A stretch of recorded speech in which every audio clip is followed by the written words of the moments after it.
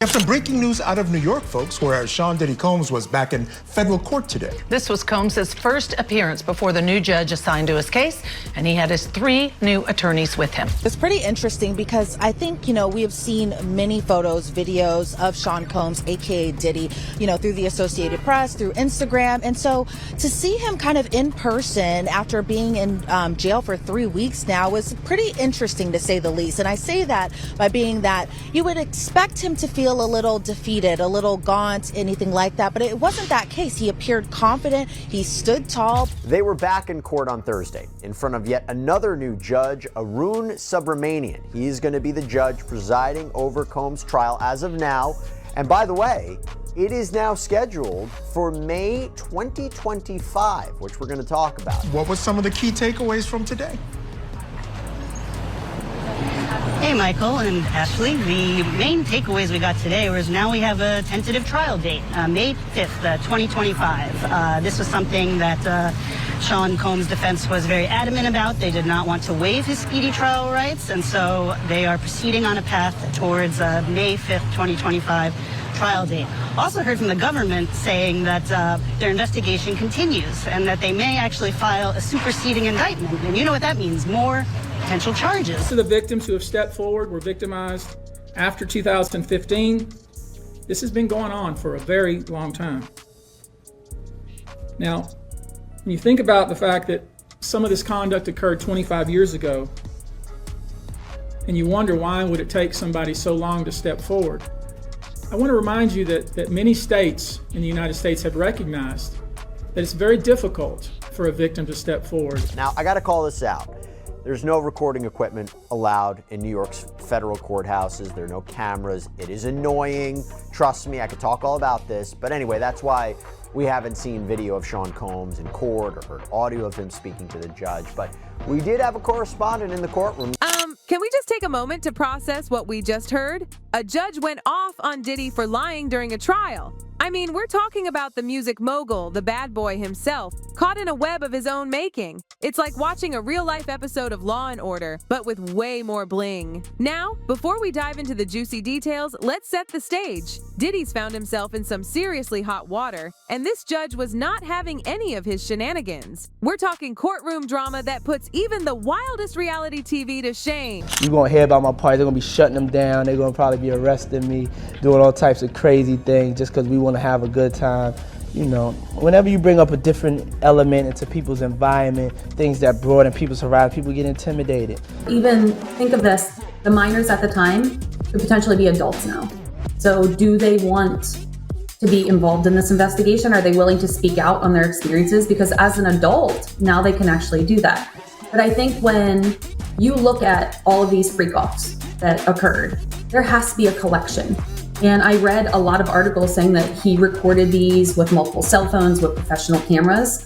So I think the collections of the videos, when investigators dig through those, will tell the truth and reveal some of the proposed ages of these minors. In addition to the violence, the indictment alleges that Combs threatened and coerced victims to get them to participate in the freak-offs. Courtroom, the first thing that he looked at was his family. As soon as he saw his family, he just lit up. Another thing to note too is he wasn't shackled, but he was wearing a khaki prison-like jumpsuit when he appeared inside court, and his family appeared on their end very just happy to see him. Now, I will say when I was inside the courtroom, I was a little bit towards the back right side of the gallery, and so for seeing Sean Combs, I had to look through a few heads and stuff like that. But again, he appeared just kind of confident walking inside that courtroom, and it might have just been the look that his family was there. So let me kind of paint a picture for you as. Okay, besties, let's break this down. Sean Diddy Combs is staying put behind bars while he waits for his third shot at bail. Talk about 3 strikes and you're out. This tea was spilled on Friday, October 11th, when Circuit Judge William J. Nardini shut down Diddy's plea for freedom faster than I shut down my alarm on a Monday morning. But here's the kicker. This isn't just any old case. We're talking about an exploitation case that's headed to trial in May. May, people! That's like 5 minutes away in celebrity scandal time. It's federal court. It's more formal. A lot of rules like no TV, no media in the courtroom. But having said that, who all was there? Who was watching? How did he react to his family? All of that. Yes, I mean, this time, he had 2 rows of family there. And in this case, last time, at his bond hearings, his sons were present. This time, his daughters were present, as well as his mother. And there was just something a little more, he was excited, I guess, to see them.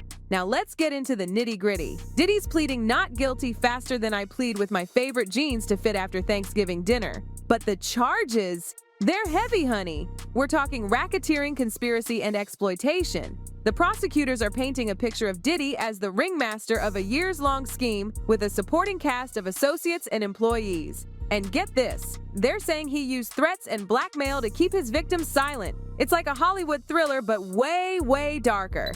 He used the embarrassing and sensitive recordings he made of the freak-offs as collateral against the victims. Now, they say they found those recordings of the freak-offs during the raids on his homes in Miami and here in LA. Which opens up a whole Pandora's box. Whether or not Diddy has things he can offer the government, people in this trade. And of course, he contends he's not guilty and he hasn't committed any crimes. But do you see that? Do you see there being people higher up in the food chain than Diddy that he could tell the government about or give information about? There's always the possibility that Diddy is going to flip on others. The question is, who could that be? It would really have to be someone very high up, Angela. I'm talking. Rewind to 3 weeks ago, and we've got ourselves a bail hearing that's more dramatic than my high school prom. Diddy's defense team came in hot, offering a cool $50 million bail. They were ready to slap a GPS monitor on him faster than I slap likes on cute puppy videos. But Judge Andrew L. Carter Jr. wasn't buying what Diddy was selling. He shut it down, saying Diddy was a threat to the community. Ouch! That's gotta sting more than a paper cut on a lemon. And get this, the judge said no conditions could keep Diddy from messing with the investigation or spooking witnesses. It's like trying to keep a cat from knocking things off a table. Apparently impossible. There aren't a whole lot of people in the music business or in the movie business that are more famous and well-known than Diddy. But if he did identify many other people or all the other people who participated, that certainly would have some value for Diddy. Obviously, he's going to be their main target. But if there's other people that were participants, they too should be prosecuted. Now, Diddy's lawyers are fighting back harder than I fight for the last slice of pizza. They're saying the judge got swept up in the government's exaggerated story. They're painting Diddy as practically a saint, a 54-year-old dad of 7, a U.S. citizen, and basically the most recognizable face on the planet. They're arguing he's about as likely to flee as I am to turn down a sale at Sephora.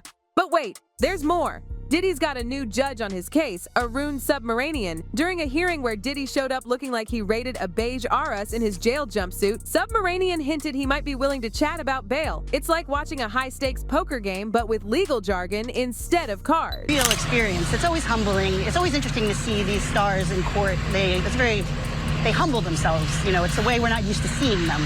And so, especially not used to seeing Sean Diddy Combs getting excited over seeing his family while he is dressed in a two-piece jail-issued outfit. Fast forward to the courtroom, and we've got a trial date set for May 5th. Mark your calendars, besties, because this is going to be the hottest ticket in town.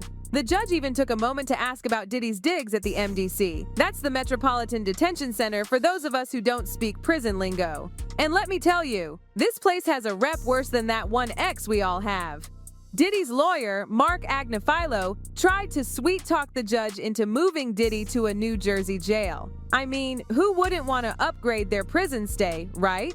But for now, Diddy's stuck at the MDC trying to make the best of it like it's a bad Airbnb review waiting to happen. I remember seeing a quote from Sean Diddy Combs that he said he never wore the same clothes twice. Oh, and now every day, now he's got to wear that little beige outfit. From his $48 million Miami mansion to hell on earth where chaos reigns. Just some of the words used to describe the Metropolitan Detention Center where Sean Diddy Combs is now being held without bail after pleading not guilty to and racketeering charges. Is going to mandate that they are responsible for your well-being. They have to ensure the safety of your well-being. Now, let's talk about Mama Combs for a hot second.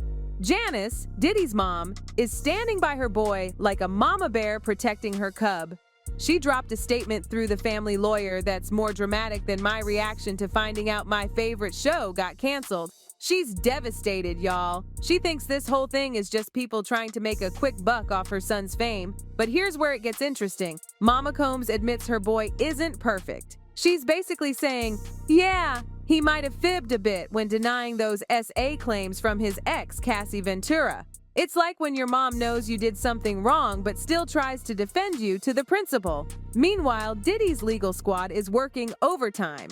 They're trying to spring him from the MDC faster than I spring for a Starbucks on a Monday morning. They're arguing that the first judge who denied bail was starstruck by the case's high profile. It's like saying, Your Honor, you can't keep him locked up just because he's famous. But here's the tea. The original judge, who since bounced from the case, thought Diddy needed to stay put to keep him from using his Scrooge McDuck-level wealth to mess with the investigation. It's like trying to keep a kid out of the cookie jar, but the kid has a Fortune 500 company. Now get this. Diddy's team is throwing shade at the Department of Homeland Security. They're accusing them of leaking a video that allegedly shows Diddy mistreating Cassie Ventura. It's like a game of who leaked it, but with way higher stakes.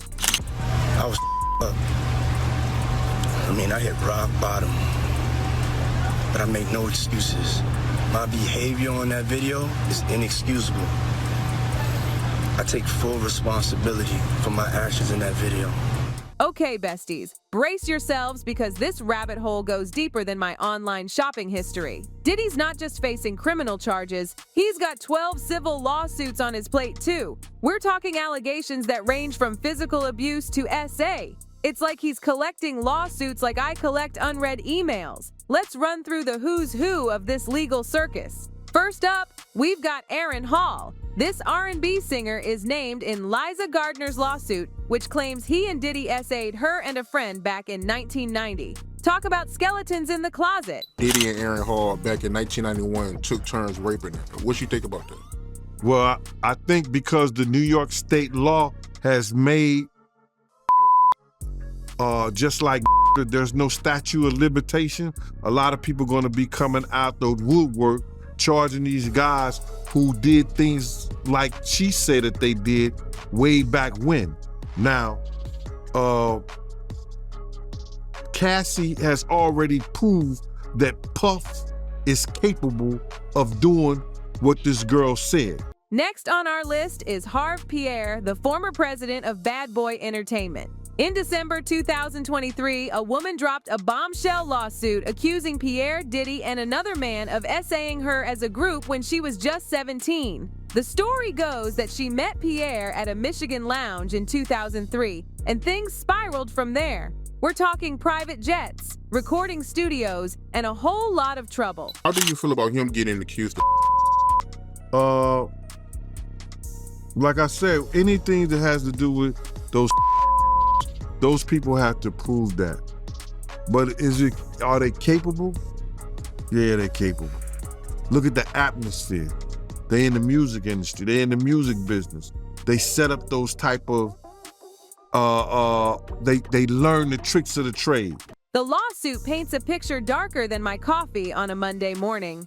It claims the victim was flown to New Jersey, taken to Diddy's studio in New York, and given drugs and alcohol. Then, allegedly, Diddy, Pierre, and another man SA'd her as a group. It's like a nightmare you can't wake up from. Pierre's denying everything faster than I deny my online shopping addiction to my bank account. But with Bad Boy Entertainment listed as a co-defendant, this is one bad boy story that's not going away anytime soon. They see the bottles when they open them, and they trying to keep their eyes on because they don't want to get no kind of put in their system. But what they don't understand is in the orange juice and it's in the cranberry juice.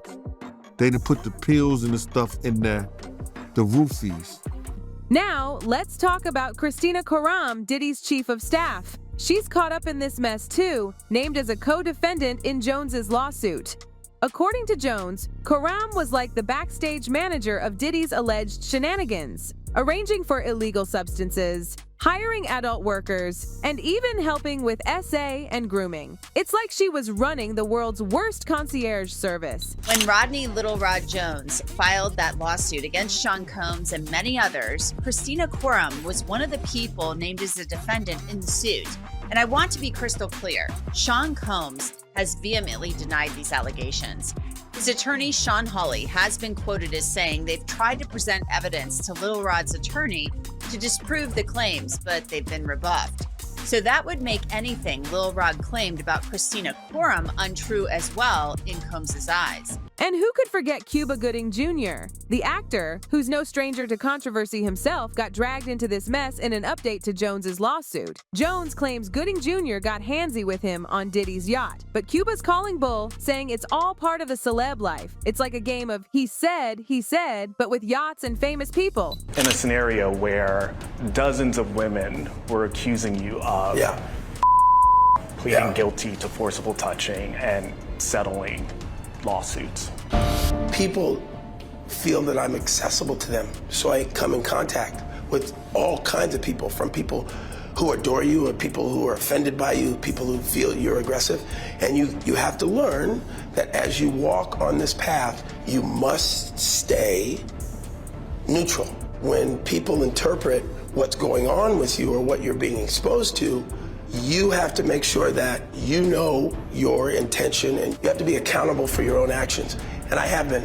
Speaking of Diddy's sons, Justin Dior Combs and Christian Combs are in the hot seat too. Jones's lawsuit paints a picture of them that's about as pretty as my attempts at DIY haircuts. We're talking allegations of soliciting adult workers, letting underage girls into parties, and even SA. It's like Succession, but with way more legal trouble and way less Logan Roy. Well, how do you fully escape it though? Like your name, for example, was mentioned in the Diddy case. Which was the most ridiculous thing ever. Because you barely know This is the right? most ridiculous thing ever. But again, welcome to being a celebrity. Welcome to my world. Cuba's faith is what has seen him through. Diddy with Little Rod, with, all the stories that everybody's hearing about. You mean in terms of what? I mean, raiding his, his house being raided. I mean, that's crazy. That's the craziest thing I'd ever. And then, hey, how about me? I wake up in the morning, I turn on the stage show, and actor Cuba Gooding Jr. I was like, excuse me, pull me into this. I think whatever he's dealing with, he's on his journey, man. She at one point ran P. Diddy's publicity, right when he started doing the white party thing. Mm-hmm. He had just gotten freed from indictment, found not guilty. The lawsuit claims Justin and Christian were up to no good at listening parties, with drinks being tampered with and women being SA'd. It's like the worst party ever, and nobody RSVP'd for this mess. Both Justin and Christian are saying nuh-uh to all of this. But with their lawyer, Tyrone Blackburn, juggling multiple lawsuits, it's like watching a legal circus with Diddy as the ringmaster. Diddy's 26-year-old son, Christian, who was handcuffed and questioned during the LA raid, also posted for the first time. He says, quote, "Stop with the caps," which is slang for... Now, let's not forget about Devontae Swing from Jodeci. He got roped into this drama faster than I get roped into watching just one more episode at 2 a.m. Liza Gardner's updated complaint paints Swing as some kind of shady chaperone, allegedly trafficking her from North Carolina to New York and New Jersey when she was underage. It's like the worst road trip ever, with a soundtrack of broken dreams and legal paperwork.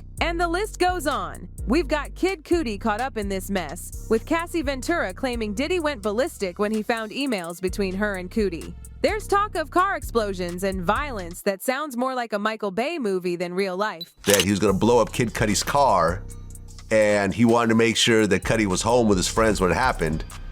And around that time, Kid Cudi's car exploded in the driveway. Yeah, Do you know about that. this car blowing up? I heard about that. I definitely heard about that. And I found it quite funny that the car actually did get blow up.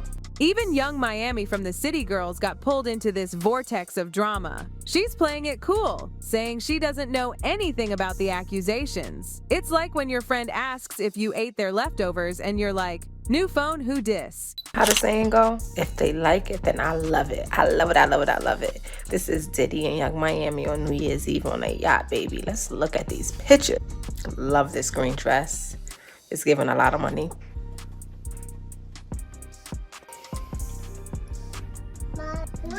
Drone view. Besties, this Diddy drama goes way back to the 90s. It's like the gift that keeps on giving, but nobody asked for this present. We're talking multiple lawsuits, criminal charges, and enough controversy to fill a Lifetime movie marathon. Diddy's lawyer is out here calling it an unjust prosecution, saying Diddy's as innocent as a newborn baby. But with allegations stretching back decades, it's like trying to clean up a spill with a paper towel. It just keeps spreading. Obviously, you terminated baby one because you loved him. How long after you guys started dating is when did the physical start? The first time it ever happened, which was not even like that long into the relationship, during that time he was like giving me drinks, like alcohol, like giving me drinks to drink, and I was just like, I'm not comfortable. He was like, you're gonna get an abortion anyways. Remember Gina Hoyne? She spilled the tea to blogger Tasha K back in 2019, and honey, it was scalding. We're talking physical abuse, emotional manipulation, and more red flags than a parade in China. Gina painted a picture of Diddy that's about as pretty as my attempt at following a Bob Ross tutorial. That girl Gina came out and said, come on, man, we going through this shit again. Gina said I was pregnant. He didn't want me to have a baby. He was kicking me and hitting me. I lost my child. Nobody came up and said nothing. But wait, there's more. Just when you thought it couldn't get messier, we've got Jane Doe suing for a 1991 SA and revenge porn. It's like a time capsule of trauma was just unearthed, and Diddy's at the center of it all. Hello, everyone. Until further notice, I will not be performing at any gigs or anything like that. For security reasons, my family, friends, and everyone close to me just feels like there's a lot of potential threats, and everybody's just telling me what he's allegedly capable of, and it's very scary for myself, and it has me worried about my kids, and just sleeping with anxiety and different things like that. So just moving forward, just gonna pause on everything until we know that it's clear and safe for me to come back outside of work. I appreciate you all for your love and support, and everybody that knows me, etc. Thank you so much. Love. And let's not forget about Rodney Lil Rod Jones, who's suing Diddy for a cool $30 million. He's alleging SA, unpaid work, and enough drama to fill a season of Real Housewives. We're talking naked house tours, forced showers, and more uncomfortable situations than a family reunion with your ex. Some of the hardest parts of this pain are the shame and the guilt I have experienced that plays a negative part in my day-to-day ability to function properly. Being blamed, questioned, and threatened has often made me feel worthless, isolated, and sometimes responsible for what happened to me. Besties, we've barely scratched the surface of this Diddy drama. We've got Crystal McKinney, an aspiring model, claiming Diddy lured her to his studio under false pretenses. April Lampros is alleging multiple SAs over several years. And Thea Graves, she's accusing Diddy of binding, SAing, and selling the footage as adult content. It's like a never-ending roller coaster of allegations, each one more shocking than the last. Whew! Can you believe all this tea, besties? It's like trying to drink from a fire hose of drama. Diddy's facing more charges than I have unread emails, and this story's got more twists than a pretzel factory. So, what do you think? Is Diddy the bad boy of the music industry, or is this all just a big misunderstanding? Drop your thoughts in the comments below, and let's keep this conversation going. Don't forget to smash that like button, hit subscribe, and ring that notification bell. You know your girl Sophie always brings you the hottest tea served piping hot and with extra sugar. Until next time, stay fabulous and remember, in the world of celebrity drama, the truth is often stranger than fiction. Goodbye. Goodbye.